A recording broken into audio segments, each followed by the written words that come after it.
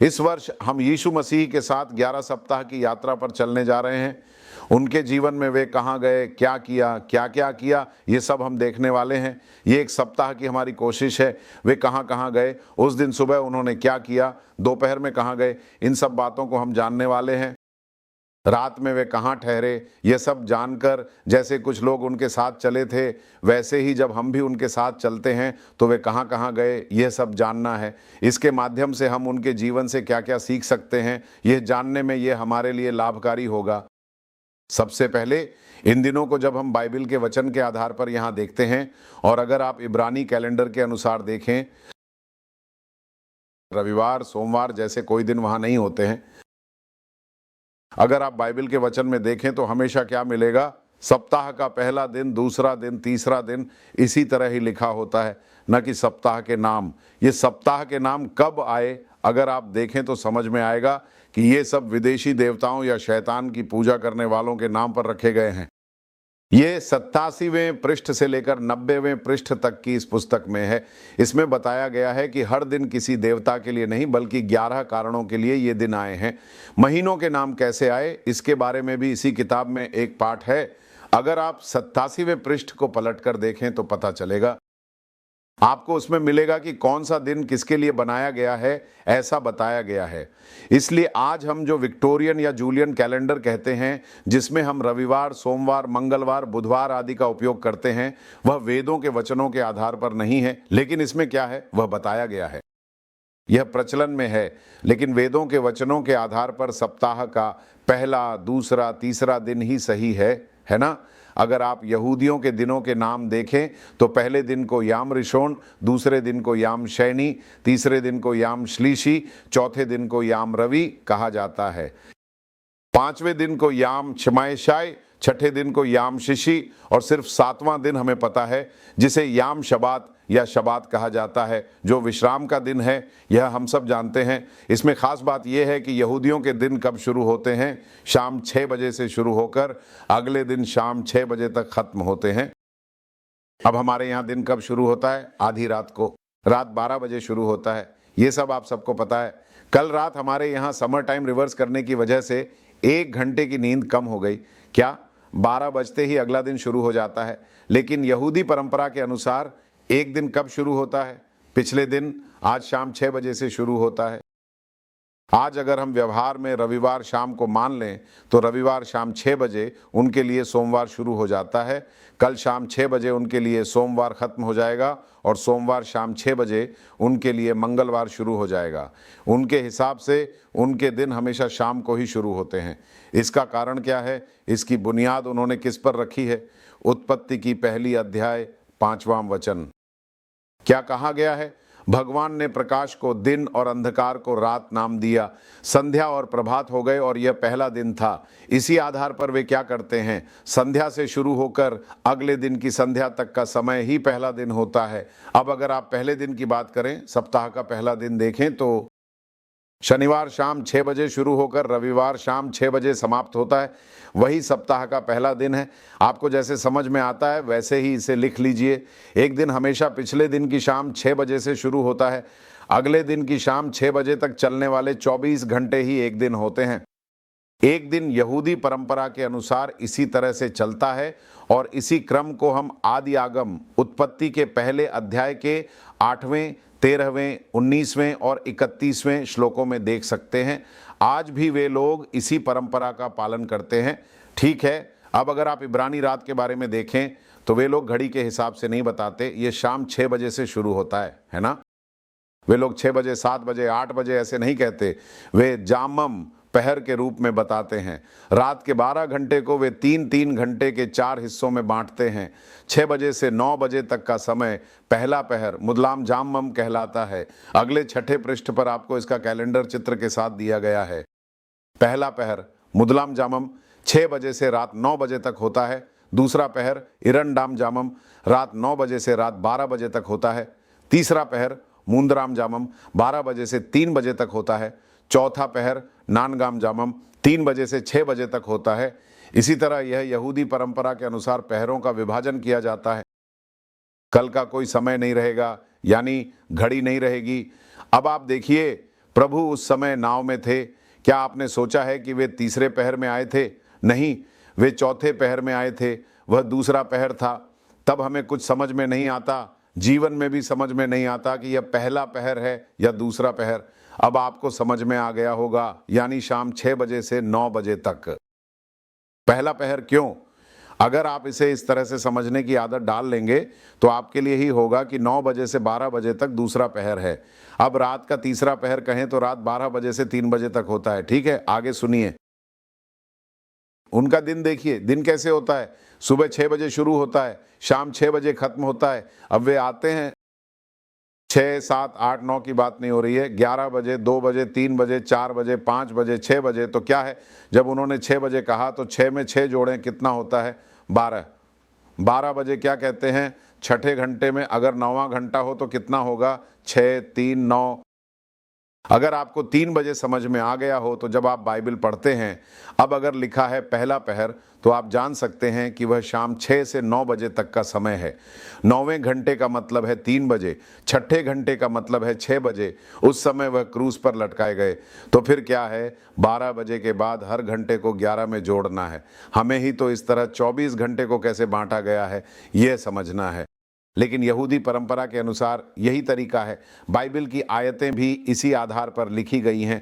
तो अगर आपको समय बताकर बोले कि तीसरा घंटा या चौथा घंटा, तो आपको तुरंत समझ जाना चाहिए कि चौथा घंटा मतलब कितना? सुबह 10 बजे, यानी 6+4=10। क्या आप इस तरह समझ सकते हैं? इसके बाद इब्रानी महीनों आदि के बारे में भी जानना ज़रूरी है। तभी जब हम इस पाठ में आगे बढ़ेंगे तो हमें अच्छी तरह समझ में आएगा।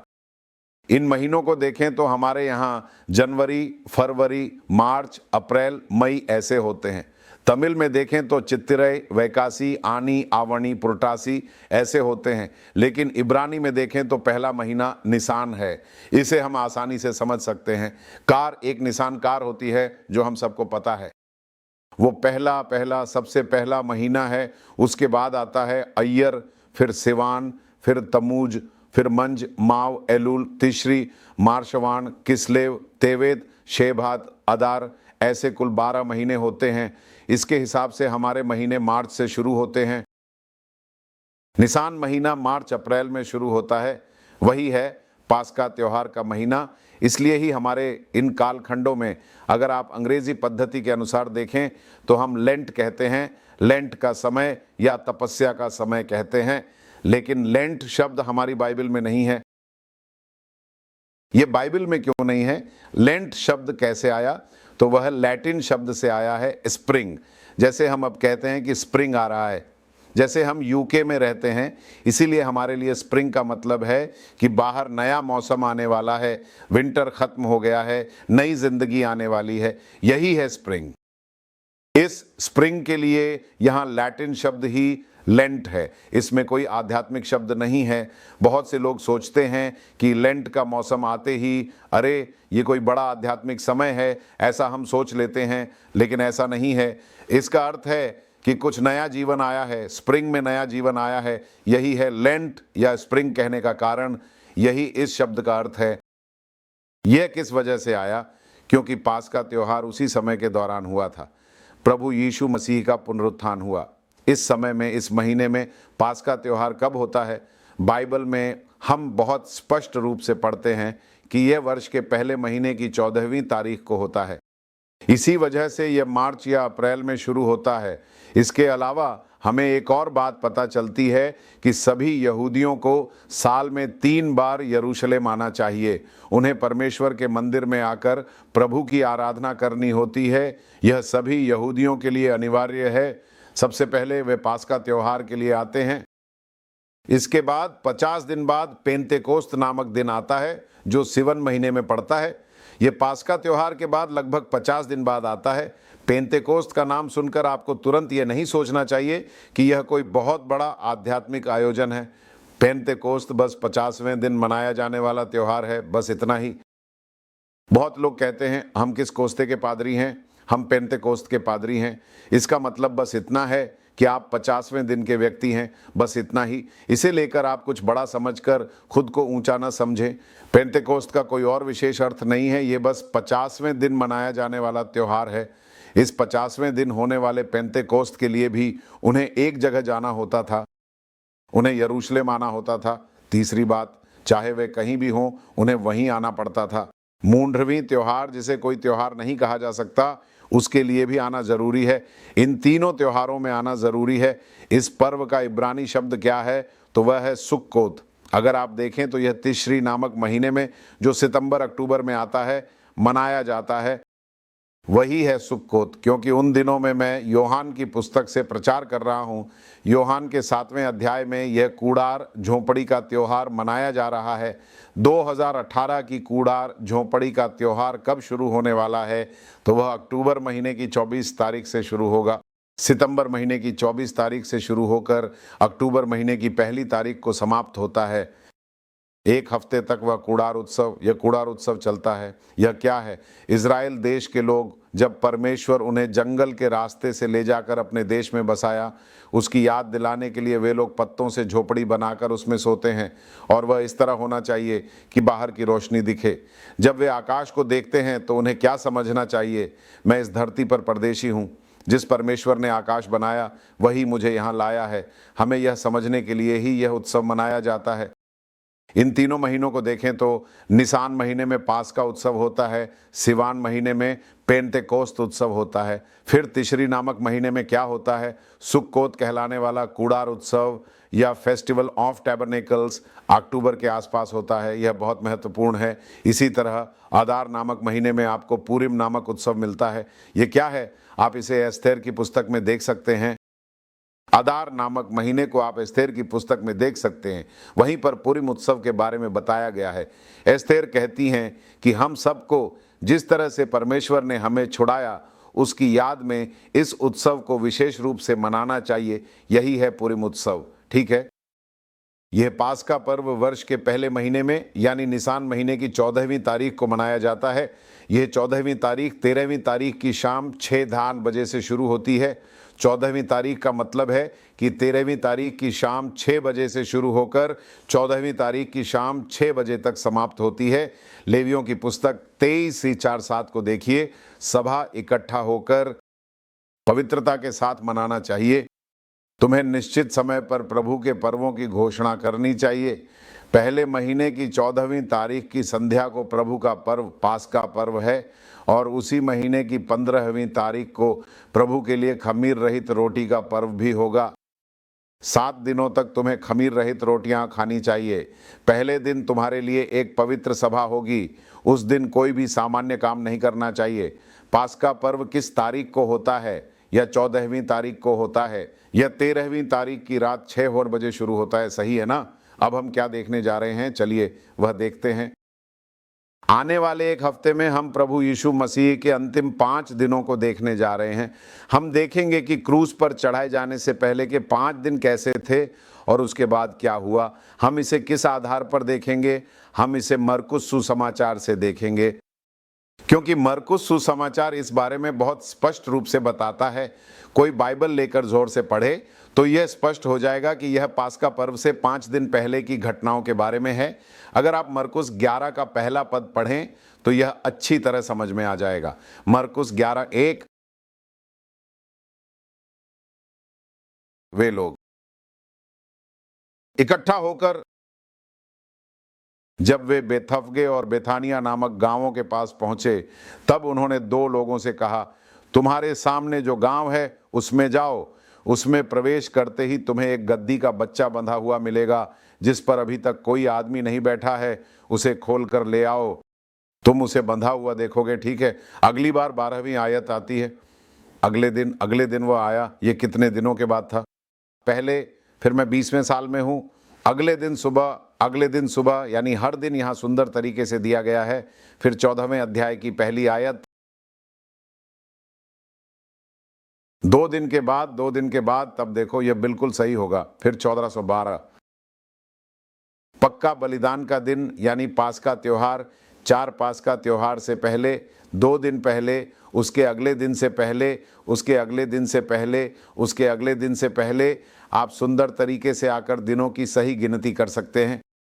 इसमें सारी आयतें दी गई हैं, आपको जाकर बैठकर पढ़ना आपकी जिम्मेदारी है। आप जो कुछ मैं कह रहा हूं उस पर आंख मूंद कर विश्वास नहीं करना चाहिए। कृपया करके कोई भी कहे तो भी उस पर विश्वास नहीं करना चाहिए। केवल बाइबल के वचन पर ही विश्वास करना चाहिए। आपका विश्वास इंसान के ज्ञान पर नहीं होना चाहिए। जब पौलुस ने कुरिन्थुस की कलीसिया को पत्र लिखा तब उन्होंने कहा, पहला कुरिन्थियों 2 अध्याय, हमारा ज्ञान, हमारा विश्वास इंसान के ज्ञान पर नहीं होना चाहिए, बल्कि किस स्थान पर होना चाहिए? वो बाइबल के वचन में ही होना चाहिए। मैं हूं, मतलब पौलुस ने बहुत सारी जगहों पर चर्चों की स्थापना की, लेकिन मैंने सिर्फ एक चर्च को ही पत्र लिखा। कौन सा पत्र किस चर्च को लिखा गया? यह सिर्फ पेरियार नामक नगर में स्थित चर्च को ही पत्र लिखा गया। बाकी सभी चर्चों को भी पत्र लिखा गया, क्योंकि पेरियार चर्च के लोग क्या किए, जैसे ही वे वहां जाकर प्रचार किए, शाम को जाकर बैठकर वे हर दिन यह जांचते थे कि वेद वचन के आधार पर प्रचार हो रहा है या नहीं। तो कुछ कार्रवाई, प्रेरितों के काम 17वां अध्याय 11वीं आयत, तुम घर जाकर निकाल कर पढ़कर देखो क्या है। इसलिए ही उस चर्च के लिए ही पौलुस ने एफिसियों को लिखा, गलातियों को लिखा, तिमोथियुस को लिखा, तीतुस को लिखा, फिलेमोन को लिखा, ओनेसिमुस को भेजा। लेकिन उन्होंने कुरिन्थियों को, रोमियों को या पेरियकों को नहीं लिखा, क्योंकि वे आकर वेद को खोजकर जांचकर जो सही है उसे पकड़ लेते थे। इसलिए ही आपको हर एक वचन के साथ उसका संदर्भ भी दिया गया है। इसलिए आपको क्या करना चाहिए? घर जाकर आपको क्या करना चाहिए? पढ़ाई का सामान बंद करके नहीं रखना चाहिए।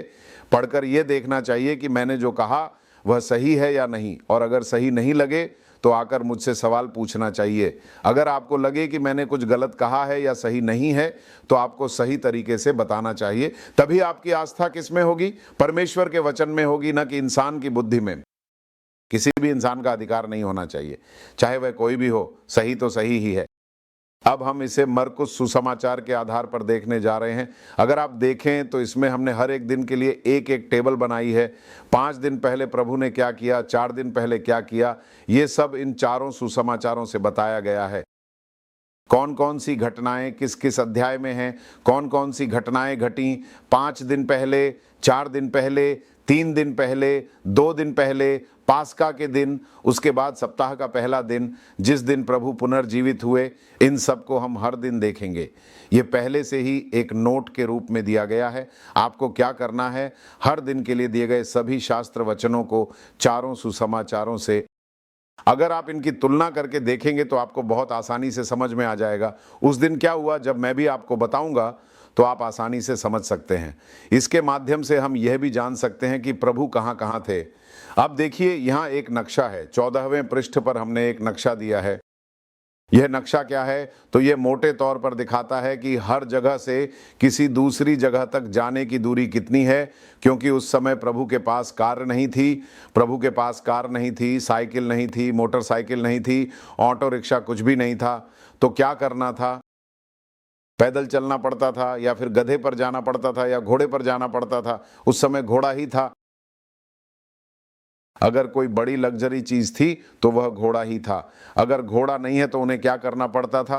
पैदल ही जाना पड़ता था, और कोई रास्ता नहीं था। इसीलिए आप अच्छे से समझ लीजिए, ये सब दूरी पैदल चलकर ही तय करनी पड़ती थी।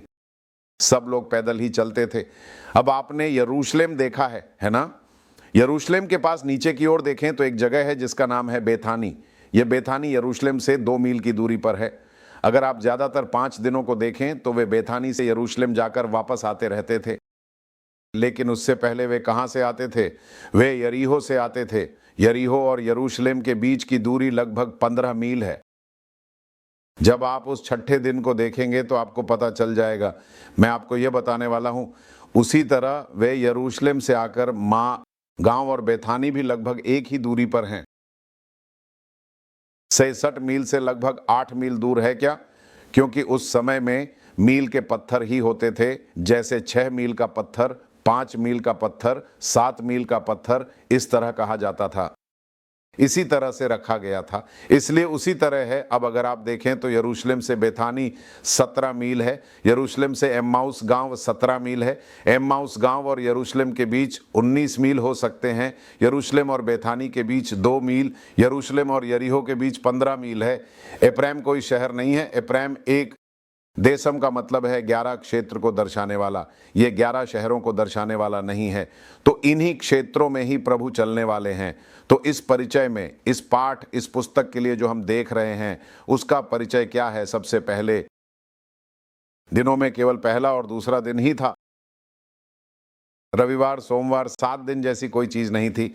समय रात से शुरू होता था, शाम 6 बजे से शुरू होकर अगले दिन शाम 6 बजे ख़त्म होता था। रात का समय जाम के रूप में गिना जाता था।